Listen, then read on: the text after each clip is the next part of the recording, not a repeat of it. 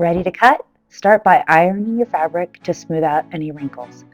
Line up your selvages, making sure that your fold is smooth and not twisted. Fold again, lining up your fold with your selvages. Align your selvages along a horizontal line on your cutting mat and your raw fabric edges with the 0-inch mark on your mat. Double check that your entire fabric piece is lined up along the horizontal line on your mat and all of your 4 raw edges are overlapping the cutting line. The most accurate way to make sure your ruler line is centered over your cutting mat line is to look at the 1-inch line on the top of your ruler and make sure it's overlapping the yellow 1-inch line underneath it. Double check top and bottom and trim. Move your ruler to the 5-inch line, double check that your ruler lines are accurately lined up, and cut again. Repeat until you've cut 7 5-inch times width of fabric strips. With whatever strip is left, I like to save it in my strings bin to use later in scrap projects, so I square it up by trimming off those raw edges.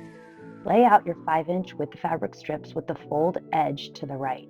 Line your strip up with the horizontal line on your mat and the folded edge overlapping your 0-inch cutting line. I like to subcut all 7 of my strips at one time, so I start by stacking 3 width of fabric strips, and then another 2, and the last 2. Trim off the folded edge to square your fabric and gently lift your ruler, don't slide it, to your 5-inch cutting line. Sometimes when cutting multiple layers, if you slide your ruler, it shifts the fabric slightly, which is why I prefer to lift it. Cut at 5-inch until you have cut all your 5-inch squares. Don't forget to set aside a piece of your selvage that has the fabric designer info on it. To stack, your top 2 rows will already be in multiples of 4, but your bottom row will have 6. So we will start by stacking the top 2 rows, quarter turning between each stack of 4 squares.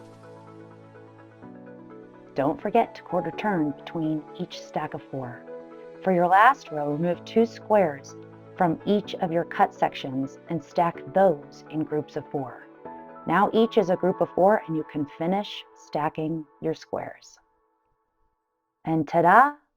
56 perfectly cut 5-inch squares. To double check, count your layers. There should be 14 and you're done.